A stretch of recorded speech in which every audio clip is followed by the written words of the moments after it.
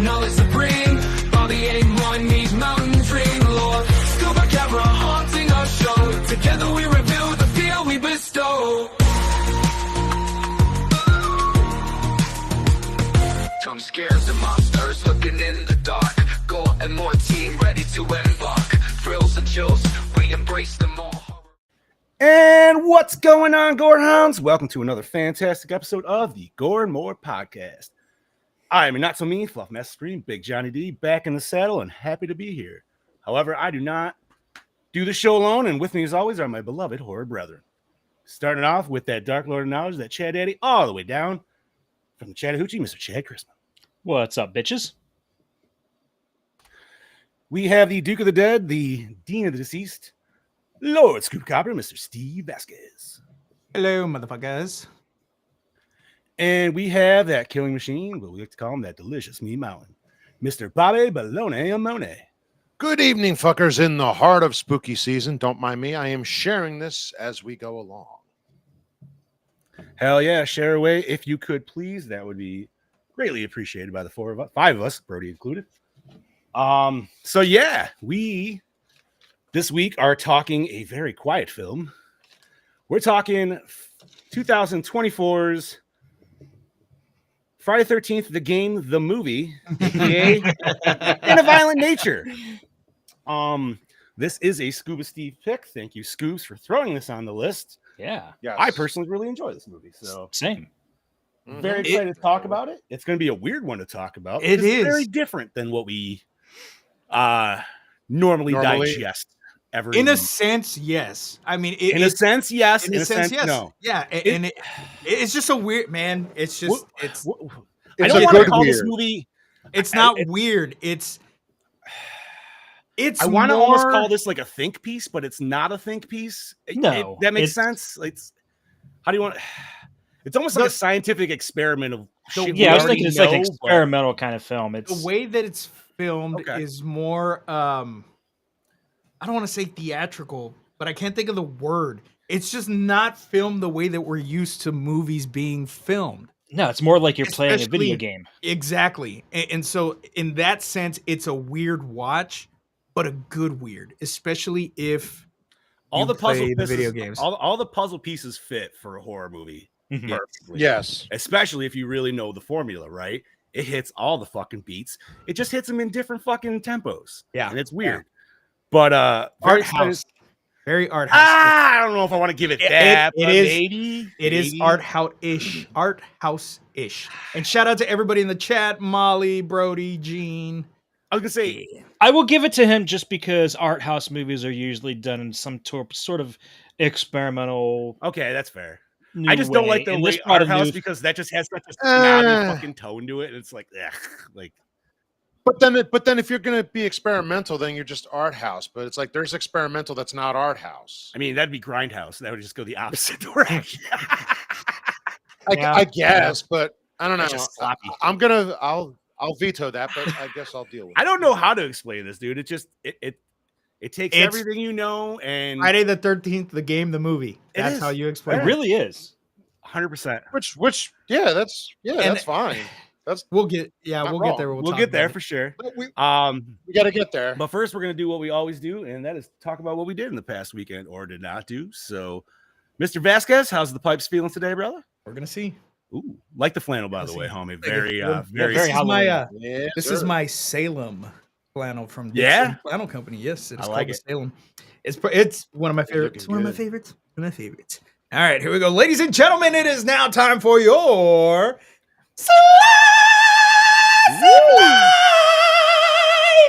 We have echo on that shit, dude. Fuck yeah, bro. I like it. I dig it.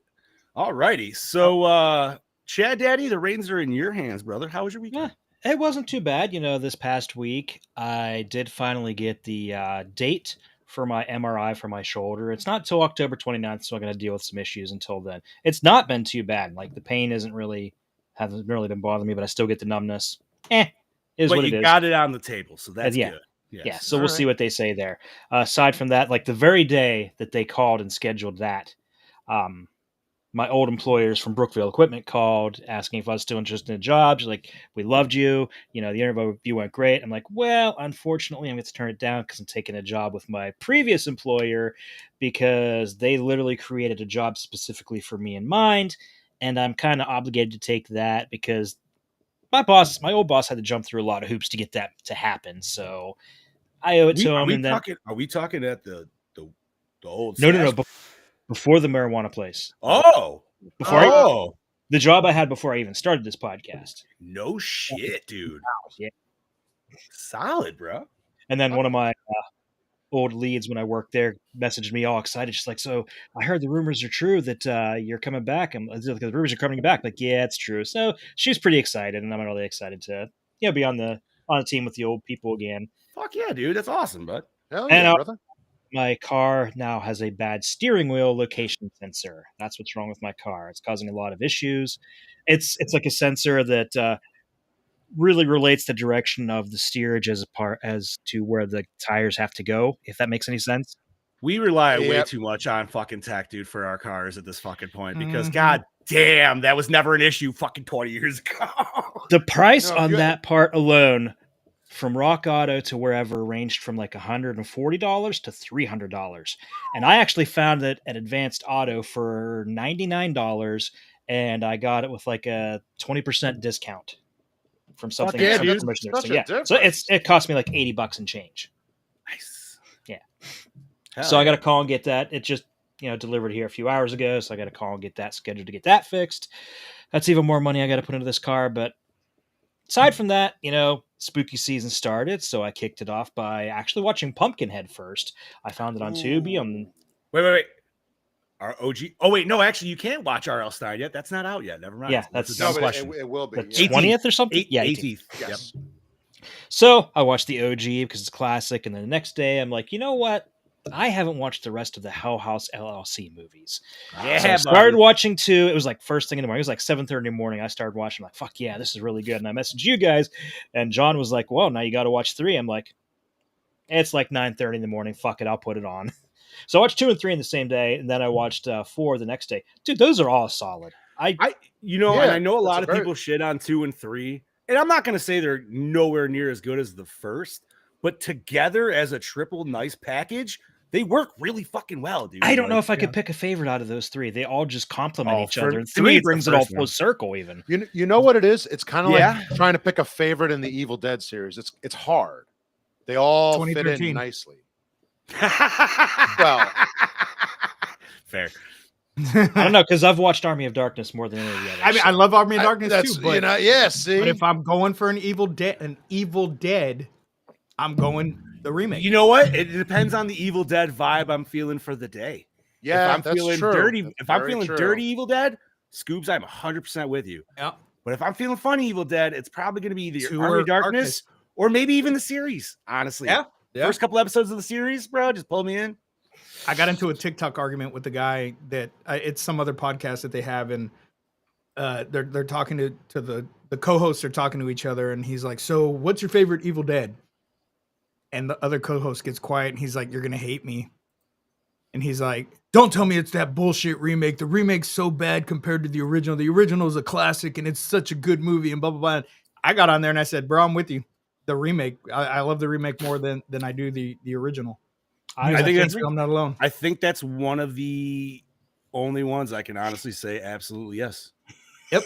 Where it's superior than the first. Like, fuck you, Brody. You know what? It's going on Facebook, fucker. It's going on Facebook. What's that? Dark Knight trilogies? Oh, God. So, bro, go ahead. The third one is Poop Town. I know that. This goes into Chad's weekend as well because we were playing Phasmophobia. Brody sends a fucking, I guess they voted Christian Bale as the best Batman, cinematic Batman, blah, blah, blah, which he knows I don't agree with. I hate Christian Bale as Batman. Batfleck like a motherfucker. So we're going on this tangent, and Chad walked away, and I'm yelling at Brody about how fucking Bane sucks, or fucking Bale sucks, and just fucking going off and off. Chad comes back, he's like, "What did I miss?" And then Brody says something, and Steph's like, "No, it was a rant." I was like, "Yes, it was a rant." I went on a rant as to why I fucking hate Christian Bale, and So then I went to Gemini and I made a meme out of the same picture that Brody sent. And he said that if he would come through the phone and stab me if I shared it online. So I haven't shared it online yet. That was so funny. I have it saved to the phone because I had to save it so I could send it to Steph. But and then I made Brody into Christian Bale Batman. I mean, dude. Yeah, the third one's poop chat. I don't know.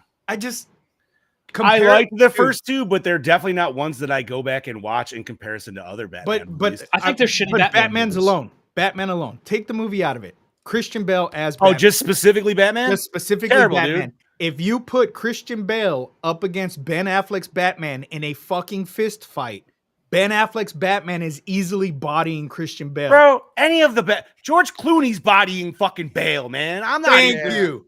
His nipples would fucking come out and be like, ah, dude, and fucking. So what did he call me? He called me a Snyder? Oh, he called me a Snyder dick writer, and I'm like, no, I'm not one. I'm not one that's like, oh, the Snyderverse is top tier, blah blah blah. Ben Affleck never got his own. Though. I did love Batfleck. Batfleck I wanted my as a Batman, Batfleck, exactly. Same. But Batfleck as Batman. Oh yeah, is hands down the best on-screen representation of comic book Batman that we've had to date. Dare I say animated series Batman? But live action. Right, that's what I'm saying. Like he literally represents I was going more, to me. I would say more like Arkham Batman. Arkham Knight style? Yeah. Okay. Because look at the fighting style in the warehouse. He is pretty fucking like ridiculous. Yeah. I'll take Batman 89 and I stand by that one. You know, and don't get me wrong, Michael Keaton will always have a place in my heart for being the first Batman, dark version of Batman that we got. But once again, if you put Michael Keaton's Batman up against Ben Affleck's Batman, who's coming out on top? It ain't Michael Keaton in his short ass. I don't know. Don't have to be tall, man. It all depends on, hey, in that scenario, it all depends on what the writer wants. And fighting style. I'm just saying, go off of fighting style. Look at the way Ben Affleck's Batman fought compared to the way Michael Keaton fought. Well, can I throw in the Flash because he was fighting in that too, and you can throw it in. But I'm saying like he fought like Ben Affleck. Wait. How did we end up here? Because goddamn it, we're the Gore and More podcast. But it's all Brody's fault. Yeah, it is all fucking Brody's fault. Anyways, continue, Chad. That was pretty much it because we've played Phasmophobia. We had that little rant, and then I watched this today. So, Scoobs, how was your weekend, buddy? I'm gonna keep mine short and sweet. Charlie and I went on our first daddy-daughter date. We went to the movies to go watch Gabby's Dollhouse, the movie. We lasted like an hour into the movie. Mind you, I've never seen Gabby's Dollhouse, have no idea what the hell the show's about. Charlie watches it all the time. Fair enough. I was super interested in the fucking movie. We got like halfway through the movie and then we wanted to leave, or she wanted to leave, so we left. So I have no idea what the hell happened in this damn movie. And it's bugging me that I don't know if Gabby got her dollhouse back or not. God damn it. That was Thursday. Friday, didn't do much. Stayed home, played games with the boys. Saturday, stayed home with the boys. Mel got sick, so I was taking care of her. She was sick all day yesterday. Watched this movie, and then she told me she's never seen any of the Halloween movies. And I'm like, how? That doesn't sound right. No, that doesn't sound exactly. Right. I'm like, I made you sit through all of the Friday the 13th and all of the Nightmare on Elm Streets. We didn't do Halloween also, and she's like, no, we never did Halloween. So I threw on the first Halloween, and then she's like, well, you know what, dude? I can't go based obviously off of our show, but let's just say the last time we actually even reviewed the Halloweens, that was what, 3 fucking years ago? Yeah. So, and that wasn't even a review. That was, we did a list. Right. Went but like, I'm just saying, like, if you haven't watched them in any kind of like, religious fashion. Well, we started watching it and she's like, oh yeah, maybe I have seen this, or maybe I just remember the clips. Anyways, we watched it, made her watch it. So now we're going through the entire Halloween. I started my spooky seasons off with The Exorcist, which is a film that I have never sat down and watched through all the way because that was a movie that always terrified me as a kid. So I'm happy to say that at 43 years old, I have now seen The Exorcist all the way through. That started off my spooky season, and then I went to finally watch Hereditary. That was the second movie I watched, and then did Texas Chainsaw Massacre, The Thing, Hellraiser, and tonight is supposed to be Evil Dead, but I don't know because Sam's never seen Trick or Treat, and I may sit down and watch.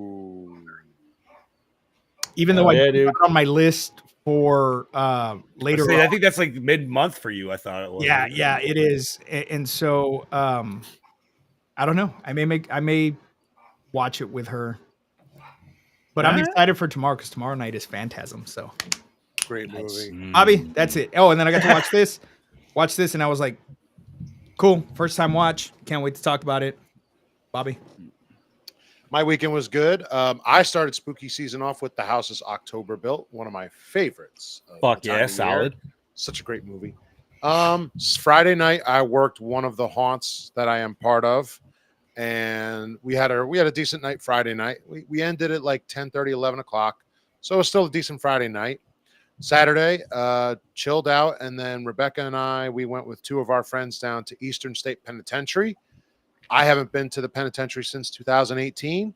They definitely upped their game. It was fun. It was scary. I had some good moments.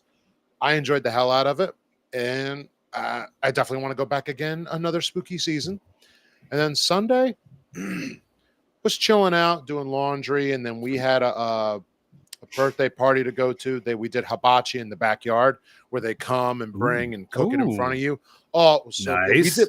We did it last year for her sister's birthday, or one of her sister's birthday, and that was so much fun.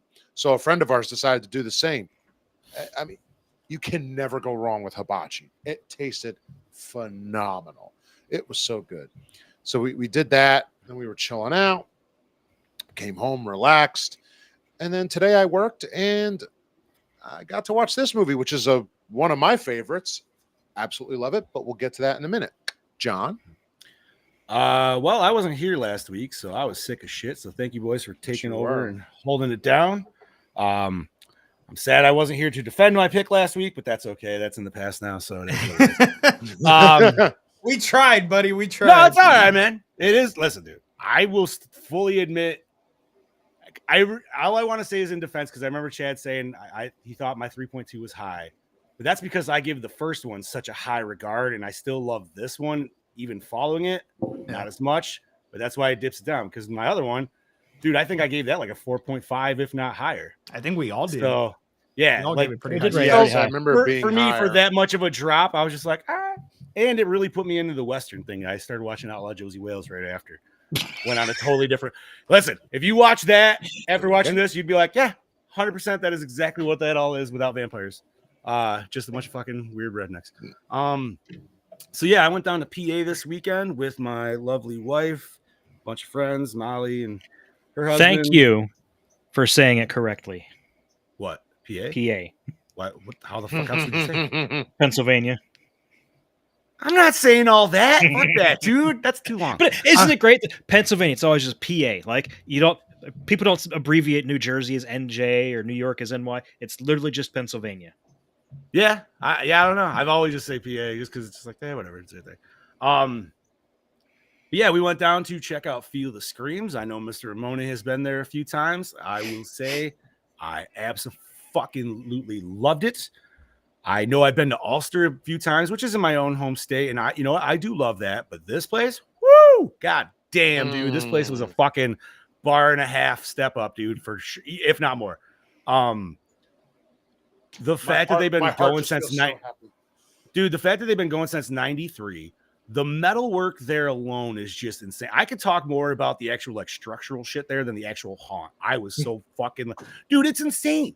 Because like clearly somebody's got a plasma cutter because they got fucking like chainsaws on top of all their fucking fences. All their other fences have like little bats and shit, dude. And it's fucking cool as hell. And plus they have this wall where it's broke down, like I don't even want to say like full metal panels that are all cut out. Oh yeah. They're years of growth. So it started in 93. So here's the 93 wall. Then it jumps to like the 95, then like the 2000, whatever. And then like and dude, these are like fucking intricate metal work and everything. That's all around the chainsaw bar, which is fucking awesome. But yeah, if you ever get the chance to go fucking check this place out, I would highly suggest it. The animatronics were off the fucking chain. The scare actors were fucking great. The smells were awesome. It was hot as fuck. I was sweating my balls off by the fucking second walkthrough. But there is one that literally send you up into an attic where it's sweltering hot. And did you have to crawl? No. I'm not gonna say I didn't have to like fucking fat man squat down, but I did not crawl. Oh no, because there was definitely some ducking shit. They might have put you on a different path because they had one where you're gonna crawl and one where you're probably gonna duck. I had to go into the crawl one a couple times. Yeah, there was only just like one single path that I remember, but the way we hit it, I don't know if it's just actually by design. Or it was just a luck out, but I feel like it's kind of by design. It's got to be, dude. And maybe not. Maybe it's just coincidence. But we hit the Jesus Christ. Hayride. The hayride first. Thank you, Bob. The hayride is fucking ridiculously stupid. The trailer holds up to 60 fucking people. I actually sat there and counted while I was in line. It's got air ride on the trailer. So when you're going through parts, the fucking trailer's flipping up and shit. Dude, they lock every section is its own garage. They lock you in, and it's fucking awesome. I have never experienced anything like that. The amount of shit that just drops out of ceilings and everything is fucking insane. And then when you come out of that, you hit the next house, you dump out of that. Hey, look, you're right at the next house. And then you hit the walkthrough. Well, by the time you go through the fucking walkthrough, you're walking over parts that were in the hayride. The only thing that would have been cooler is if we saw a hayride going underneath us, experiencing their shit while we were doing ours. It was fucking awesome, man. I can only tell anybody to ever go to that shit 100%. Just the hub of it alone. Just going there felt like you're in the middle of a fucking crazy carnival and shit. Normally that's a once a year hit for me, but we might go for like Christmas or Valentine's. I want to hit it potentially. I'm not gonna lie, the fact that they have a St. Patrick's Day, I'm like, I just want to hit St. Patrick's Day, dude. Wait, no. If you want to go St. Patrick's Day, we will go. I don't want to, man. Like, I don't know what you're gonna like. Christmas. I'm like, all right, I can see how you could probably Christmas this out. And they have Valentine's Day. They have a St. Patty's. They have a halfway to Halloween, so that's obviously in April. And then there was something else was there a 4th of July thing or something? I don't fucking remember. They might have done it, but they didn't do it last year. So maybe that might be something new. Yeah, Molly wants to go for St. Pat's. Listen, if you guys do want to go, I'll talk to the missus. Well, talking about haunts and stuff, that reminded me that I did watch VHS Halloween. I heard it's pretty solid, dude. It is. Not just from you, obviously. It's okay. Sorry, it's better than Beyond. It's way better than Beyond. But one of the final segment is about a haunt, and it's a really cool take on a haunt. And I feel like you boys, but especially Bobby and you, John, will absolutely love that last segment. All right, tonight, dude. Yeah. Maybe tomorrow when I get home, I might throw that on. I cannot talk enough good shit about this fucking place, dude. They even. And I'm always a sucker for fucking t-shirt shops. They have a fucking amazing fucking. Excuse me, sorry. They have like an amazing little gift shop, dude. Like probably the biggest one I've ever seen at a fucking haunt. Bunch of fucking shirts that were awesome. And so I'm of course like, I don't fucking know. So I ended up getting this fucking new metal style one. Yeah, it's pretty dope. Well, I saw a bunch of the dudes wearing it on one of the rides, and I was like, oh, that's cool. But then it said staff on the back. I'm like, oh, maybe I can't get that one. So when I did, I was like, ooh, they called it like the gunk fink or something. I don't know what the fuck that means, dude. I didn't ask. But maybe it's just the person who drew the fucking thing. It does not, Brody. It does not. It was fucking solid, man. 100%. And then I came home. Okay. So you boys know me. I like to have a good time. PA is a non-smokable state, so I came with the low and slow approach, dude. Right? I came with a bunch of edibles and drinks, ready to go. My eyes were as red as that fucking Gore sign under all night into the next day. So like, and I was functional and everything. I was good, but I was just like, man, I don't know if anybody else in my party, if they had ate that amount of, if they would have been able to go through that shit like I just did. Because, dude, I found some nice 1,000 milligram gummies going down. So I was like, all right. I only did like I did 400 going in, and then I drank 25 can. Yeah, I was feeling fucking pretty good, dude. Bro, I had 1,600 milligrams on there, 2 800 milligram gummies one time before an investigation. I was high from Saturday at 11 o'clock in the morning until fucking Sunday at like 6 p.m. It kind of was like that, dude. Like, it was horrible. I was kind of high into the morning, which was awesome for me because I was like, all right, waking up ready to go. But no, man, I was so fucking like tired. By the time we got home, man, I fucking crashed for like another 4 fucking hours, dude. Woke up at like 5 and yeah. But like the boy said, did start out spooky season right. I watched Trick or Treat the first day, and the rest of the movies I've actually been doing with my family because my daughter's actually getting into the Child's Play series. So we're doing that. Yeah. They're all on Peacock right now, I think. Yeah, all but the first one. All but the first one. So we started with 2, unfortunately, because I was like, I don't have the fucking first one somehow on physical. So 2, 3. We started watching Bride. Then my brother-in-law dropped off the thing so we could watch the first one. Well, I decided to take a trip to Dollar General or whatever fucking one day.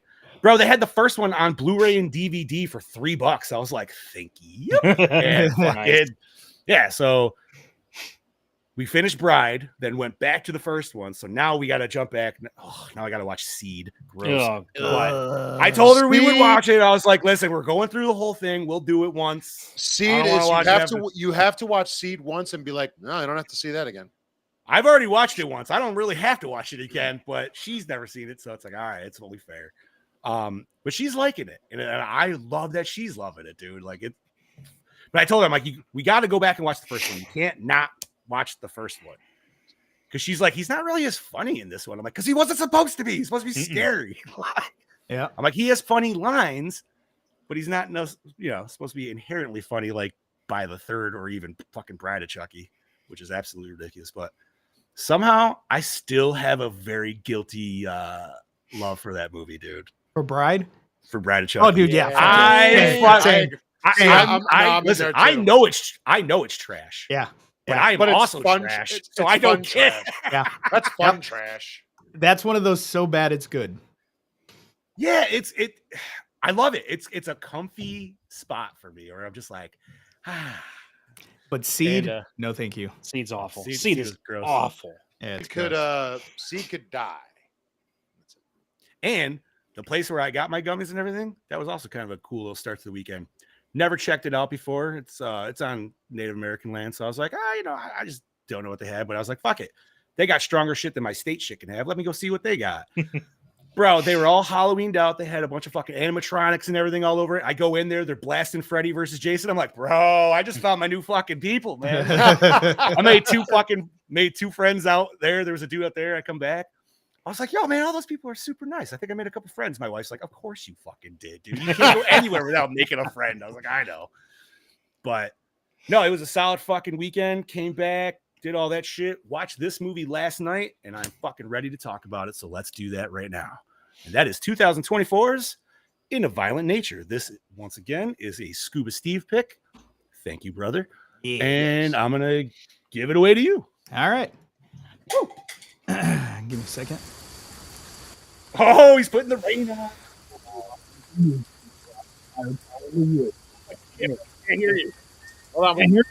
Nope. No. It takes over your audio. Oh, bullshit, man. Just trying to be cool. Fuck. When a locket. I mean, I could have just turned my mic up, but I'm not going to do that. When a locket is removed from a collapsed fire tower in the woods that entombs the rotting corpse of Johnny, a vengeful spirit spurred on by a horrific 60-year-old crime, his body is resurrected and becomes hell-bent on retrieving it. The undead golem hones in on the group of vacationing teens responsible for the theft and proceeds to methodically slaughter them one by one in his mission to get it back, along with anyone in his way. Directed by Chris Nash, ABCs of Death 2. Written by Chris Nash, ABCs of Death 2. Produced by Shannon Hamner, ABCs of Death 2. Psycho Gorman, yeah. I do like hunky boys. Peter Kaplowski, The Void, nice. And Psycho Gorman. I actually have that right here unopened. I've never seen it. I've seen the first one. The first one is so fucking weird. No, I only watched it because I was on a VHS kick. I feel like I now have to watch it after knowing that what you just said, dude. Like, it's the first one is not a good movie. It's not at all. The first one was terrible, dude. No, they're horrible. Never seen it. I just remember one of them was about a fart or something. Well, that's one way to start. I don't remember that, but I will take your word for it. So. Yeah, I think one of them was about a fart, or I don't fucking remember. But anyways, Bob, you're up. Butcher these names. Starring Rye Barrett, the Hyperborean Beyond the Chamber of Terror as Johnny, Andrea Pavlovic, Learn to Swim, Rogue Elements, a Ryan Drake story as Chris, Cameron Love, An Unexpected Killer, Strike of Love as Colt, Rice Presley, Psycho Gorman, Mortal Game as the Ranger, Liam Leone, Curious Caterer, Forbidden Fruit, Twice Upon a Time as Troy, Charlotte Cregan, So Much Tenderness, A Secret to Die For as Aurora, Lee Rose Sebastianis, the PP Poo Poo Man. What the fuck? Is that real? Is that fucking real? It's real, and I saw it on the whole long list of what she did, and I'm like, you know what? I am gonna make Bobby say that. Man, if that is a real movie, that is, and it's a horror movie, that's going on Bomb Picks. I'm looking at it right now. The PP Poo Poo Man came out last. Wow. And you know what the funny part is? The actual name, Brody, as Brody. Brody, I didn't realize you were in PP Poo Poo Man. You're telling And me a girl. the PP Poo Poo Man has a 7.4 out of 10 Dude, on IMDb? What in Jesus the Christ. Paranoid Where young can you man- watch it? Does it say where you Hold can on. watch it? It says a paranoid young man launches a bizarre crime spree against the citizens of Toronto. That so does not fit the title of And movie you know what at the all. funny is? The picture right there says official trailer, and I totally read it as fecal trailer, so it kind of works. It's an hour and 19 minutes long. Kind of want to watch that now. Oh man, Toronto police investigate disturbing incidents involving a man dumping a bucket of poo on someone's head.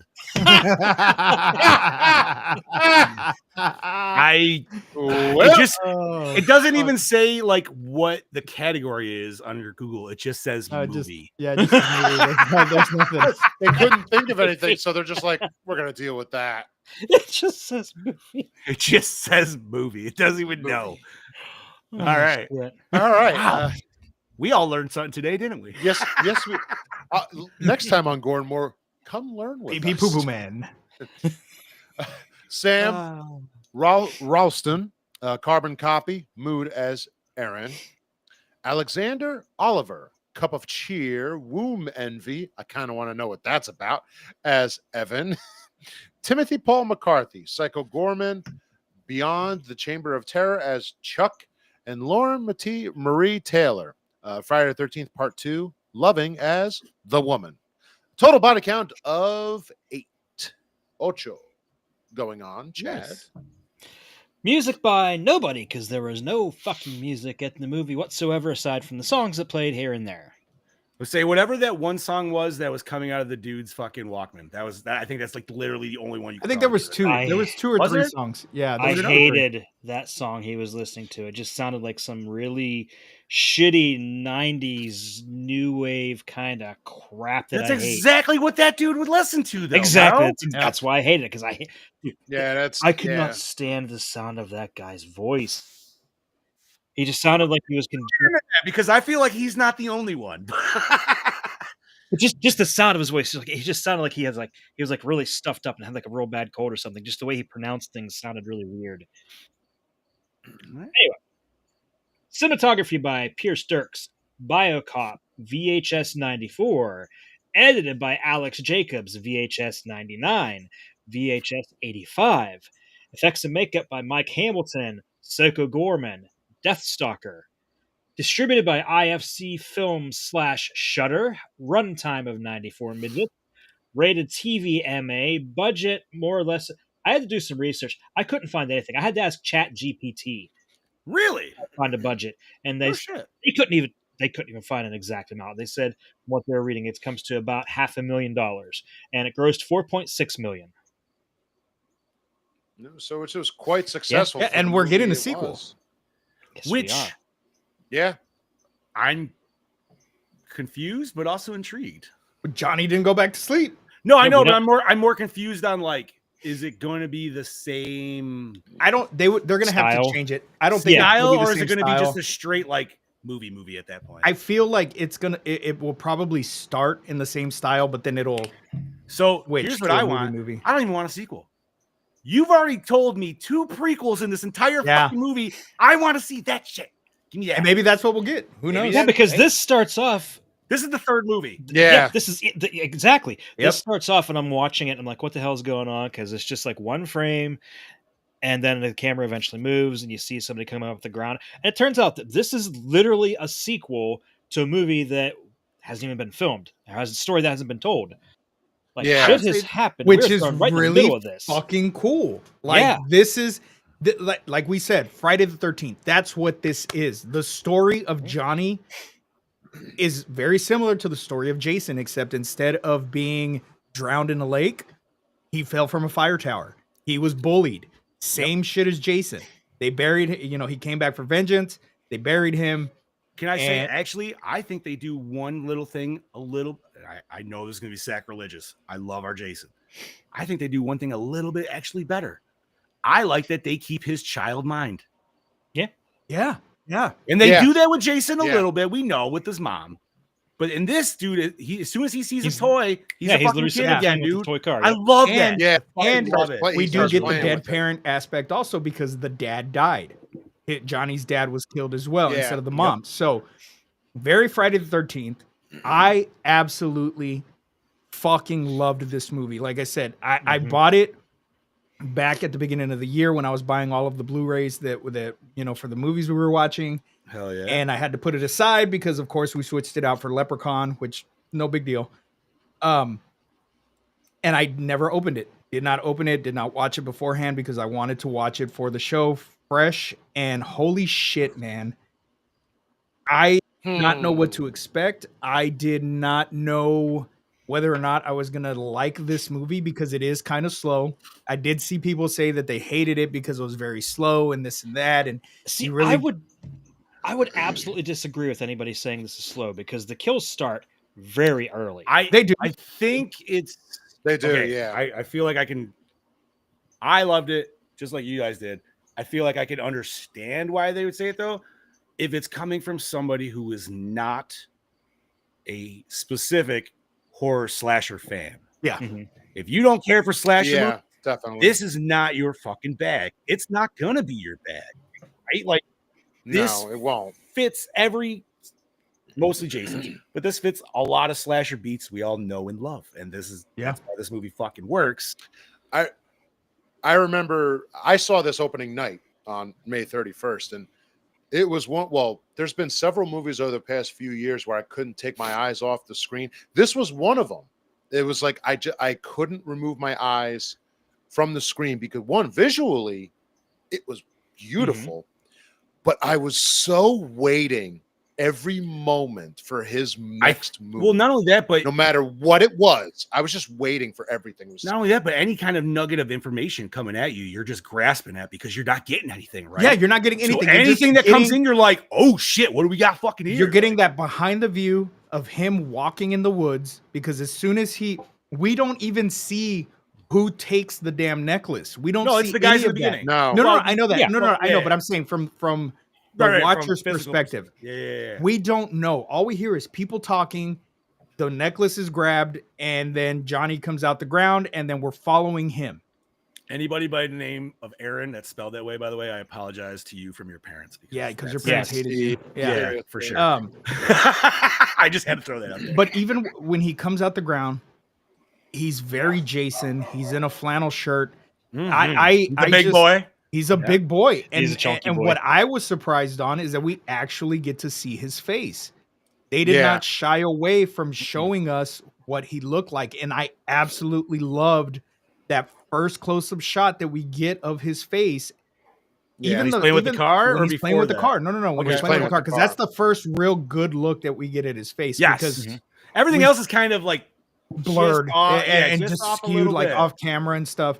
But even the scene where he's just standing in the woods, and when they're sitting around the campfire and they're telling the ghost story of Johnny or whatever, and they take that picture and you see him just standing there in the woods, very dark, and he's just walking. That's all he does the entire fucking movie is just walk. There's no phasing, and he's not coming up in front of people when he shouldn't. This was a very grounded slasher movie as far as the killer goes. There was nothing. The only thing really supernatural about it was that he was a giant fucking revenant that came from the ground. That's it. Yeah. Well, yeah. this is literally a day in the life of Jason. Yeah. Like his day Literally, yeah. is going to be pretty fucking chill and docile, just walking through the fucking woods. Waiting for you And some asshole to show up so you could be like, oh. Yeah, perfect. and just like, I don't dare I say a dog or anything like that, any kind of movement or noise attracts him to that destination, right? Yeah. It's not even like he's going there specifically for you. Or the fire hut is one thing. I feel like he specifically went to that destination, but everything else was just all like noise and shit that kind of drew him to it. Well, how? Maybe that's the other supernatural part. This dude's fucking hearing is fucking insane, bro. Like he's hearing full ass conversations from like a half a fucking mile away. Yeah, no, and we get that first glimpse when he goes to that house where you see the park ranger arguing with that man. Yeah. And then, you know, Johnny goes inside. Yeah, I think so. And then Johnny goes inside the house, and we see what we assume to be the necklace hanging there. So in my mind, I'm like, so much better of a necklace, holy shit. I was like, holy shit, is he related to him or something? Like, are we about to get like a reveal that this is like a dad or an uncle or a brother or somebody? Like, what the fuck is gonna happen? And then very quick, we find out that no, it's not. And then he goes back for the necklace after he off screen disposes of this man. And then we see the necklace, and hot damn, if that necklace was not one of the coolest fucking necklaces, and I want one so bad. Now, here's my question. Did that dude get it in an Etsy combo where it was a hat and necklace combo? He had to. He had number one motherfucker on his hat. That was a Temu special. It was a Temu fucking special for number one motherfucker. I want it. I'm sure he had the wallet right there. He probably had the wallet too. Let's be real. He probably on a chain, even on a chain, on a big chain. Yeah. All right. But no, and so we really don't get what's coming as far as gore in this first kill, because this is a very generic. Happens off of screen. Generic. Very generic. Happens off screen, and we don't really see the body in full view as he's walking back into the woods, but we get a little glimpse of the man laying next to the car, and he's all fucked up, and then you see his arm has been ripped off and is on top of the car. So, and I was like, oh shit. Okay, cool. I thought it was going to go in a different direction to where all the kills happened off screen. And I really was not feeling that. I was like, God damn it. Like, you boys know this. I want to see the gore. I want to see people get as we all do. I feel like this movie gently goes into exactly what it is, right? Like it takes its this one, because even going to that kill, it's a great setup. You see the coyote in the traps. You see all the traps. You already kind of have an idea of what the fuck's this about. You hear the ranger telling him, yo, dude, don't have that fucking shit. Because one day there's going to be something that comes fucking through that. And he literally fucking tells him all this shit, dude. Yeah, just from that little conversation, you know that this has happened before. And the ranger knew that this had happened before. Right, which he is part of number 2 that we haven't watched yet, which is the Ranger Danger 2014. Because that's what I'm saying. This is the third fucking movie, man, for sure. Like, but you're right. Going into the kill, because what is the actual official second kill? The second kill It's the saw. It's the saw. Which awesome, great, and it reminded me kind of. I know it's a different weapon, but it reminded me. It reminded me of Friday 13 Part 5. I can see it. Where he gets the thing and you know gets the eyes, snap. But we actually get it in the mouth, and I'm like, okay, yeah, we do. They're not gonna show it there, and they fucking showed it, and I was like, oh my god. Mel did not watch this with me last night. I'm so upset that she was on the computer doing stuff for Crypto Cringe. So I'm sitting there and I'm like, oh fuck. And then my oh fucks just keep getting more and more and more because by the end of this movie, and I messaged the guys last night while I'm watching this, and I'm like, dude, Johnny is a dick for no fucking reason. The way he kills these just the dickiest ways. And then John comes in and says, listen, if you were deep ass fucking asleep and some shitbag teens came and woke your ass up, you're pretty fucking pissed off too. However, the last guy even though we don't necessarily, well, we see a little bit of it, but he definitely gets it probably the worst. We sound hear effect it. wise. We That's what I'm hear saying. it all the way to while she's running in the fucking woods. I'm like, God damn, I'm pretty dude. sure. Like, I wish I did the time cue of how long. Dude, I was gonna do it, but I didn't. Like, but you know why he got it the worst? Isn't he the one who took the necklace? I think he was. I yeah. thought it was the boyfriend dude of her. I Maybe thought it it must was have been. him. It might have been him. Then I don't know. Yeah, I probably don't remember. was. I thought it was him. That's the only That would reason make- for me that it would make sense that he went Right, so fucking 'cause- brutal on that dude 'cause because other there was than no that- head left. There was no No, head left on that there dude after wasn't, like the yeah, second literally. chop. Other than that, then Johnny is a dick because wasn't that the dude that was like going through all the bullshit and everything? Oh that yeah, they that were Yes, was doing? it yeah, was. yeah. It was. So it's like, here's this poor sad dude. Now he is just literally hamburger meat at that fucking point. Well, I mean, he tried to be the hero, and And he failed. you know, He was sniffing on somebody else's stuff. I'm not. he was. you know. He was. It was an epic fail at trying to be a hero, by the way, because he didn't Yes. last Oh. 2 fucking seconds. No.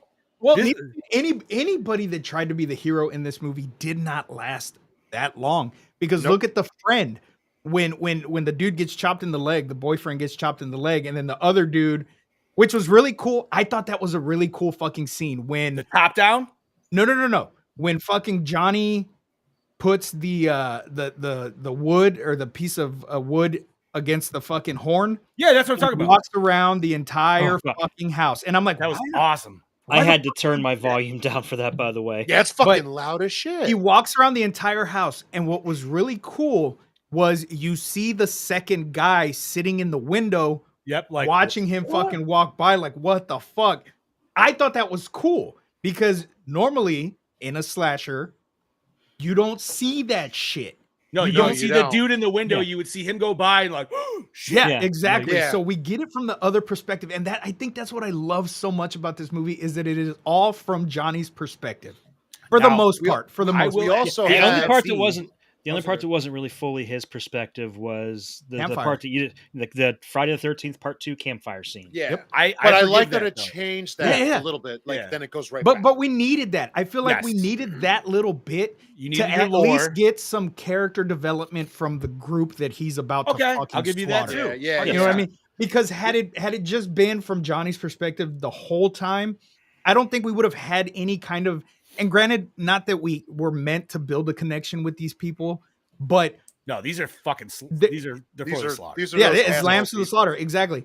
But it gives us just that little bit of character development, and we get to see their interactions with each other and know, okay, this is the douchebag, this is the lesbian couple, this is the friend that is Just- scheming on the girl. Just the way that whole thing starts, we're like, oh my god, you guys done shooting and measuring your dicks, and it's like, Oh fuck god, yes. off, dude. Yeah. I already don't Seriously. like you right now. Well, It's like, and go you shoot wanna some know what guns. ma- They're fun. You know what? No, makes you know what me scene happy, though, annoyed with me? the You first gonna fill kill? me up? You gonna fill me up? You gonna Oh, fill me up? You gonna God. fill me up? Yeah, but that was supposed to Yes. be annoying because that No, is annoying yeah. friends. Yeah. Yeah. But one of my favorite aspects of this killer is his the way he does things, and I call them his details. After his first kill, how does he pick up the guy? He's moving his hands Oh, slowly, fucking just and in he his fucking In his digs fucking into head. where your stomach is and says, "I'm going to carry you this way." His little details, and that's one of them, and that's how he carries him away. I Who will else say does though, that? Who else has actually done that? Funny- Like picked him up like that and carried away. funniest moment of the entire scene is when he took that body and fucking threw it into the wall and fucking Oh, crashed. yeah. so I great. laughed Oh, my so fucking God. hard for no reason, just because Now, it looks so funny. But When I messaged you boys, the part I was at when I'm like, dude, this dude's an asshole for no fucking reason, was the scene where he paralyzed the park ranger. Oh, that was excruciating. Okay, Oh, that but- was excellent. Oh, I think there was a whole reason for that, though. Yeah, because he was the survivor. That Right, put him 'cause he down was the for survivor. the second Yeah, And he movie. did Yeah, remember exactly. him, He even though did. See, and I love that he did remember him. But he fucking paralyzes this dude, makes him a quadriplegic, right? yeah, he does. Cool. He could have Not Joe ended him, Swanson. dude. He could have ended him like that. No harm, no foul. Done. No, He's no. he You paralyzed. fucked with him. No, he walks to the fucking shed, goes to the wood splitter, which we don't know what he turns on. I was thinking maybe it was a fucking wood chipper or something. That's what I thought too. yeah. But then he drags him in there, And mind you, this is still from the perspective of the ranger. So we don't know what Johnny's doing in that little Yeah, because you cabin. just see his eyes looking everywhere, just like, So he comes can't back even for speak. Johnny. He can't speak. He can't do shit. Johnny comes back, grabs him, takes him, puts his arm in the fucking wood splitter. I thought that was it. I thought he was gonna fucking the arm was just let to him show bleed him out. what's up. That's all it was, dude. And what sucks is he couldn't fucking feel it. That was the fucked up part. That's why I'm like, this dude is a fucking asshole for no reason. Actually, the best part is he shows him what it's gonna do with the log. With the log. Then he does it with his arm. And then he puts his fucking head in there. And I was like, okay, he's got a scream or something. Nope. He didn't feel that either. He was just fucking bodiless after that. He was just But see, that to me is details. Detailed. He's a very detailed killer. And this dude, I was cheesing the whole time. No. And I was too. But holy fuck, like I said, the assholeness of this man's kills are like, oh my God. You know, Art the Clown does his shit, but he does his shit in a funny way. This was just fucking straight up brutality. Well, no, you know he something? Literally ripped that girl's head into her fucking torso. Stretched her. And stretched her the fuck out. And that was the scene where I was like, oh, fuck. But she was asking for it. Literally. She wanted to be stretched. Fuck. Oh, fuck. Okay, like, you know what? First of all, I'm going to say it, dude. I feel like she could have easily taken that hill, no problem. That drop was not that bad. Yeah. And then the incline, I was like, bitch, you could have fucking slid down that fucking hill. You could have made it. She listen, does after I know the fact. you say after the fact. True. I think the one that got off the easiest is the girl that got drowned. Yeah, she got off the easiest. Yeah. That was lame, the least brutal kill, but we needed a lake kill. Why not? That's fair. But I just kind of wish we would have gotten that view under the water of him like just fucking her up underwater, because we know that he has that supernatural strength where he can just fucking put his fist through motherfuckers for no reason. I know you say like, you know, he's an asshole, and I know John said like, no, they woke him up. The moral of this story is, you see something in the woods, it don't belong to you, leave it alone. Leave it the fuck alone, and you can walk away. But here's my thing. But here's my thing, Bob.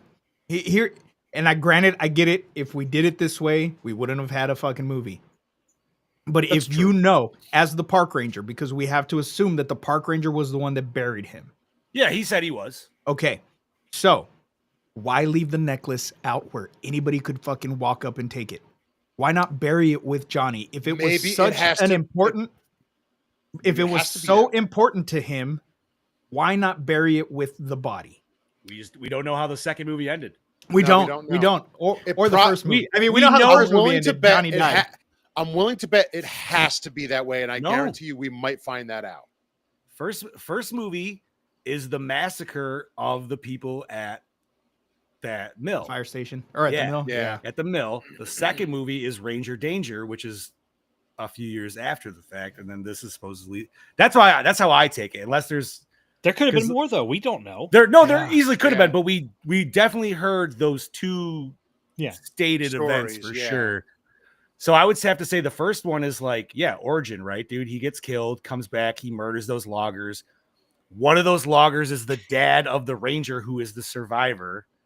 He obviously dies by the second one, and then the son survives. I don't know, man. I want. You know what I feel? Movies, I feel like dude. our ranger is Tommy Jarvis. He's the Tommy Jarvis character. Oh, absolutely. That was what I got. And they literally fucking shat all over him. Bro. Yeah, but you know what? But it's the logical thing that should happen. It should have happened at the end of part 6. Now, here's a question for you boys, and this is something we have not mentioned yet. But is there, and Chad, hopefully you know, maybe you don't, I don't know. Is there any particular reason this is shot like 480? Yes. Because the director, he said he grew up watching old slasher films on VHS. Okay.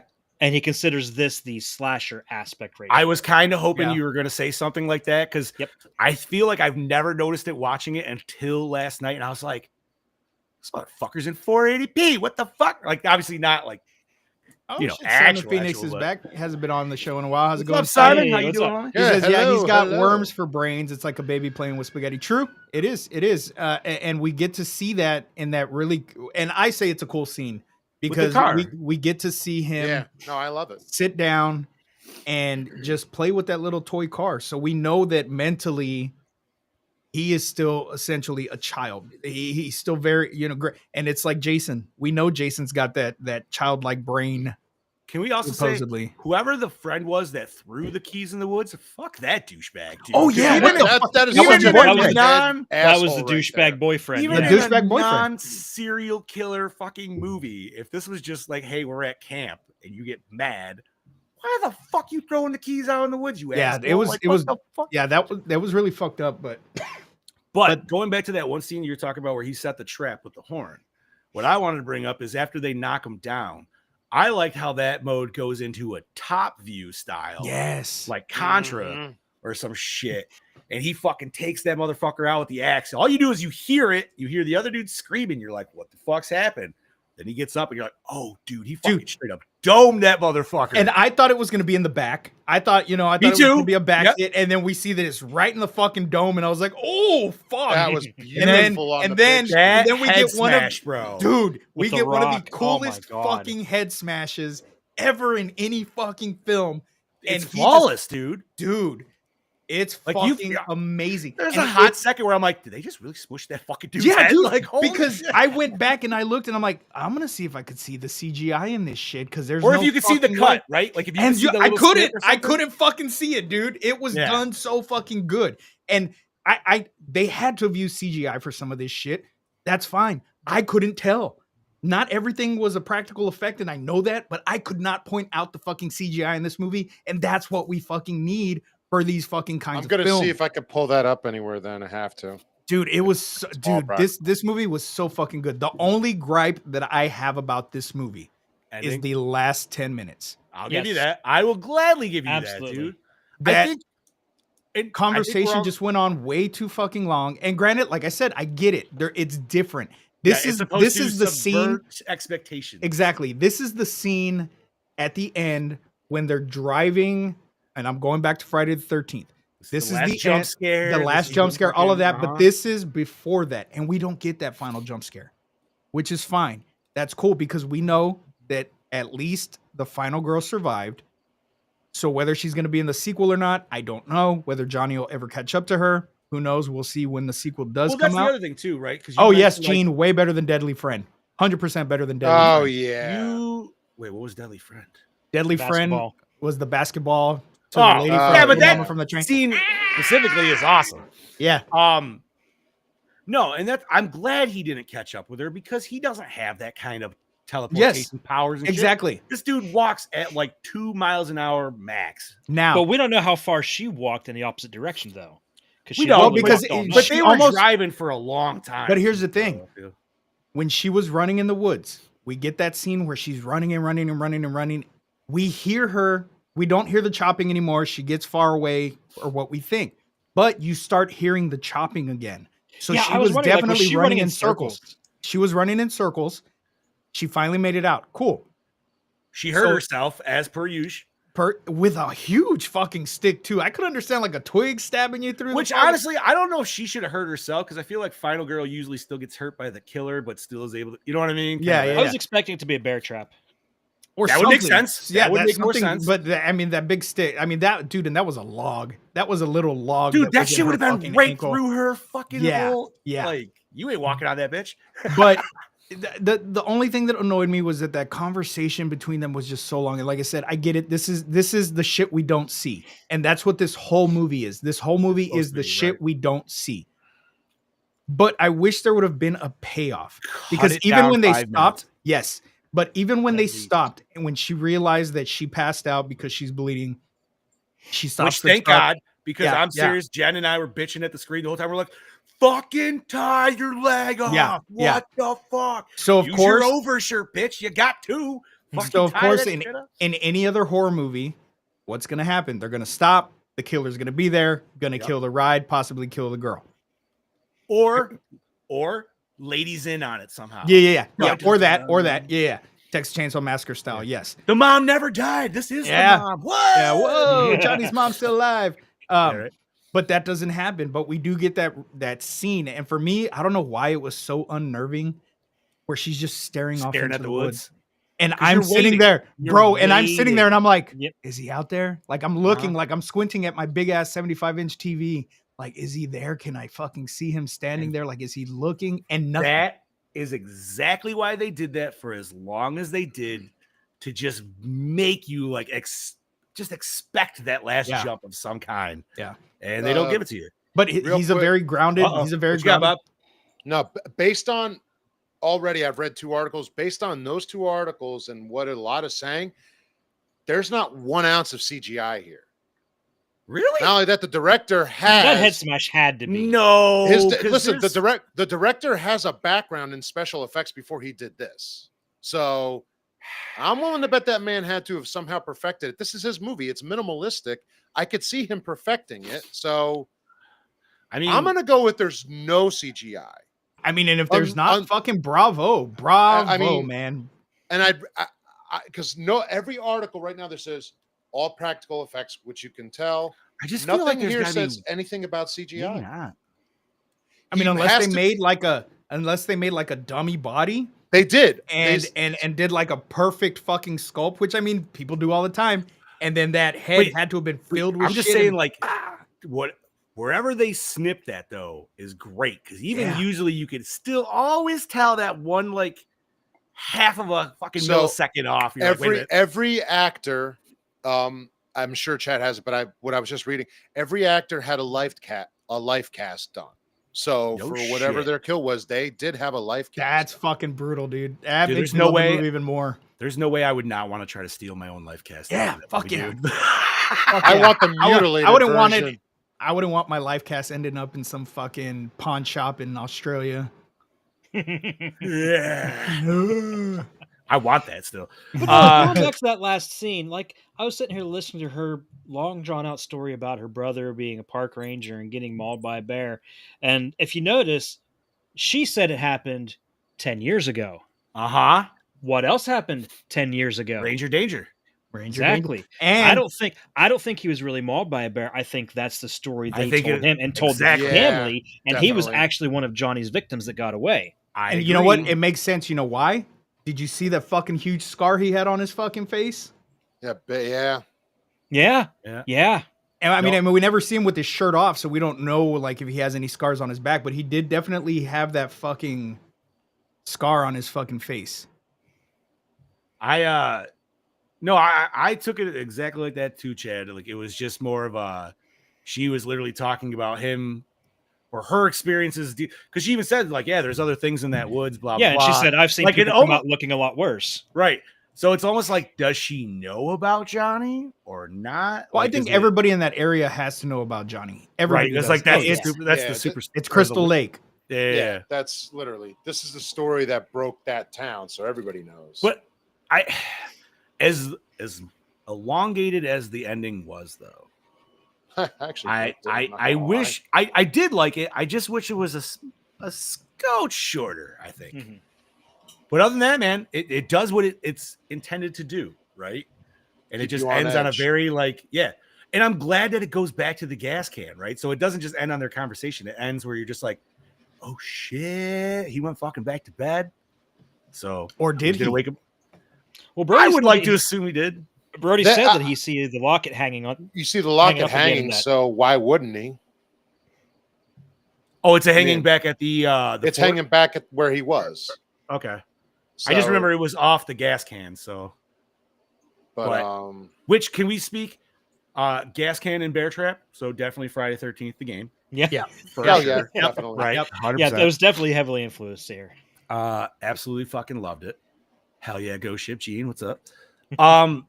Yeah, man, this was like this is a weird movie, man, because I fucking love it, but this is definitely not one I would necessarily suggest to everyone. No, because it's not for everyone. No, you have to read the room with this. But I feel like if you're at that point where you're like, damn, I don't know what else to watch, I feel like I've seen every horror movie. It just doesn't do it for me anymore. I've seen all the slashers and it just the beats. It's the same shit. Watch this fucking movie. 100% watch this fucking movie 100%. because it gives you a whole new look on a genre that we've had for fucking ever. And it's so fucking great. Literally, do not watch this from a movie new tired. perspective. Yeah, don't watch it tired. Don't watch this No, movie tired. No. This But you know movie will put you in a very comfy, like, even the scenes with Johnny walking, it so beautifully filmed, man. And ASMR. Dude. It's weird to say in a slasher film that the way that he walks through these fields and the way the sky is, like there was one particular scene.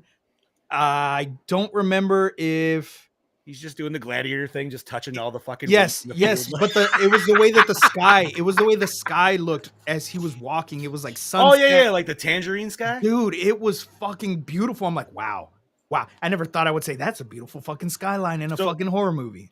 Well, and I love that it's beautiful because I'm waiting for the moment for him to not make it beautiful. And he never does. No, well, because he's just chilling in nature, dude. That's just. It's when people bother him, right? Yeah. They in his Literally, woods. Don't poke the bear. Again, whole point of this movie, don't touch something that ain't yours. And you were talking about the scenic things, and I know I'm going to throw a movie out here that maybe only Scoobs and I kind of enjoy, but that was kind of part I liked about Halloween, Rob Zombie's Halloween too. Yeah. When he was walking around, and I know a lot of people hated those parts, and I was like, no, there were some good but that's parts what in he would that, be absolutely. doing. What else would he be doing besides walking around in the fucking woods and shit? Brody said this movie made my brother sleep and snore his ass off. To be fair, he was hungover. Well, that's fair. So I discussed it more with Major this weekend, and we feel that his segment of "Did you fall asleep through it?" would literally just always be. We would just have to play the same clip of yes, because it doesn't matter how good it is. He's just that. He's gonna fall asleep regardless. Did you fall asleep to this? Yes. I feel you, Major, I feel you. But. And I was telling him about this movie, and him and Jen were both like, man, you're not selling this. I'm like, I know, because I'm just like, yo, this is a Jason walking simulator movie, but it's awesome. And they're just like, this movie, you can't sell this movie. This movie will sell itself once you watch No. Because Jen did end up watching it with me, and she actually really liked it. And she's like, okay. All right. She's like, that didn't seem as bad as when you explained it. I was like, well, yeah, because if I just telling you it's just a dude walking through a woods for an hour and a fucking half, you're gonna be like, I don't want to fucking watch that. But that's exactly what it fucking is, dude. See, and I had seen people talk about that on Facebook when it first came out. They're like, "Oh, this movie sucks. It's just a dude walking through the woods for an hour and a half." And no, it's not. Much more. No, it's it is so not. much more, dude. Like it, man. Which also makes me wonder if those people were not listening to any of the dialogue as it was happening. They probably weren't. Not. They give you. You know what one of my favorite moments were is when they talk about how when they recognized him in the photo. Like any other movie, we would have saw that scene, right? Yep. They would have been looking at the photo and like, who fuck's that dude? But no. That scene already fucking happened. Now they're talking about it again in the past. And I'm like, I fucking love that, dude. That's just perfect little because you know why? Because we've already Brody, seen go that. fuck yourself. Brody, you shut your fucking dirty horrible mouth. movie. You know it is. Nope. I've never seen Just Before Dawn. Oh man, that might bomb pick. Oh fuck, Brody, you know Just extended Before extra Dawn is a waterfall piece cut. of shit. Don't even go there. I'm gonna make you. The extended TLC I'm sending version? spiders your way, you motherfucker. Dude, that stupid movie is very highly regarded by different horror groups, and it's I ridiculous. don't understand how. Not this one. It was Yeah. so Well, boring and so Scoop stupid. hasn't seen it. He doesn't. I haven't seen it, so I don't movie. fucking Go know. to I'm gonna fucking watch it and be like, rock. "Oh my god, guys, it's so good." Listen, Chad and I got screwed on the worst on that one because we We watched did. the extended nature fucking Oh my documentary god, version yes, you of it, did. dude. Yeah, which was 10 more Oh, minutes of fuck scenic yeah. stock footage of Well, the neat cover fucking looks waterfalls. cool. The cover Oh, is cool. yeah, the cover sells it. The movie couldn't sell itself. I for don't a even, fucking- dude. I remember like 3 scenes from that fucking movie. I don't And remember I remember the anything of that bridge movie. scene. I remember the RV driving off at one point, and that's Is this fat? But guy I in don't the remember flannel with the anything machete, the violent killer? about it because there was nothing Yes. violent about it. one of them. And he runs around like he has fucking asthma. He's like, He does. He does. Brody, I will get genetically enhanced ones that will make Australia just go to hell. Don't fuck with me on saying Australia Just is Before hell. Dawn is better. Say Yeah, Australia already is hell. literally there, dude. Brody's already on one of the planets from Helldivers, bro. Like I said, you look at fucking any of the King Kong movies, and anytime they're on Skull Island, that's literally just Australia. It's just Australia. All those fucking monsters and shit. You know what? I don't know if we did mention this, but one other huge point and shout out for this movie: Shudder exclusive or Shudder OG. Yeah. Always a plus for us. Question: did you notice the mayor's name that it was mentioned? No. So I'm way off on this, but it was Joe Mancini. Yeah. Okay. Oh, nice. And I was just like, And I don't know if there was any other little like nuggets in there like that I may have missed, but I just happened to catch that one. Yep, that's right. Fuck. And we covered everything else in my notes. So unless you boys got anything else, I'm going to pop up Mr. Brody Kane. I've been waiting for this. All right, Brody. He sent us a shorter vid this week, but we're all excited to still hear what he has to say. Howdy folks, it's your King and Banging back for another episode of Gore, and this week I'm here to talk to y'all about Inner Violent Nature. I really enjoy this movie. I love the fact that it feels like a video game, obviously, you know, from the player's perspective, except we get a serial killer here, and it's always led me to the question of thinking to myself, watching these slasher films over the years, what entirely is like either Michael Myers or Jason Voorhees doing in between these kills? Like, is he just sort of sitting around having a coffee or just taking a shit? I don't know. So this film sort of elaborates on that, but while also elaborating on that, it drip feeds us a little bit of the backstory of the killer itself, and I kind of really enjoyed that perspective of it as well. You know, it feels like a very like art house-esque type film, but it feels very fitting for that, for what they're going with here in the premise. I'm just going to dive straight into it. The gore that we get in here, absolutely fucking flawless. Practical effects, you know, the creative kills. The sound design is what actually makes it for me personally, especially with technically the second kill of the fucking movie, I guess you could say. The yoga death scene with the hook through the head. You know what I'm talking about. One of my favorite kills of all fucking time. Insanely brutal, and like they linger on it, they show you everything. I know Terrifier's got some pretty rank kills, but for me personally, it feels like it's grounded in realism. But like I said, that sound design definitely helps flush out these scenes a lot and makes it incredibly fucking hard to watch. I'd have to say the last 20 to 15 minutes was probably the most disappointing thing about this movie for me personally. I was waiting for a plot twist to happen, like the woman actually knew him and she was taking the girl to his grave so he could kill her, or actually the serial killer to come out of the fucking woods and just kill her at any moment, because they did a really good job setting it up as if to say there's tension of any minute now it's just going to happen, and it never happened. And I was like, well, that was just sort of bland and bleak and miserable. Anywho, not wrong. But yeah. So all in all, would I watch it again? Abso-fucking-lutely, but probably not in a hurry, because I've seen it a few times now. Am I looking forward to the sequel? Abso-fucking-lutely indeed. Hopefully they sort of stick to the same formula as this one. So yeah, really keen with that. You know, I know a lot of people sort of get shitty about the fact that we're spending a lot of time with this guy just walking through the forest. But we all knew that was going to happen. That's the whole fucking idea and premise of the movie. So, you know, I actually really enjoyed it. I didn't give a fuck about any of that shit. Gore and More score, I'm going to give it a 4. Damn! Yeah. I was going to go a little bit less, but yeah, I really actually enjoyed it on this viewing. So yeah, a straight up 4 for me personally. Fuck yeah, this is your Kangabanger signing out. I look forward to hearing what you guys have to say about the movie, and I'll catch you motherfuckers next week. So cheers, gentlemen. Cheers, sir. Cheers, brother. Thank you, sir. Yeah, short, sweet, to the point. All right. Yeah, I feel like we're kind of all on the same page with this entire movie, man. Absolutely. Everybody loved it. Yeah. Except for the ending. It was kind of little. Okay. Well, that being said, is there any behind the scenes Chad that you would like to I do got some. Fuck yeah. Definitely more than last week, that's for sure. Good deal. All right. So when referring to the no musical score nature of the film, director Chris Nash stated he wanted the film to be a blank canvas and to be as stark and objective as possible. He didn't want to influence the audience by any type of music. I feel like he did exactly what he wanted to do. He didn't need it. No, really didn't.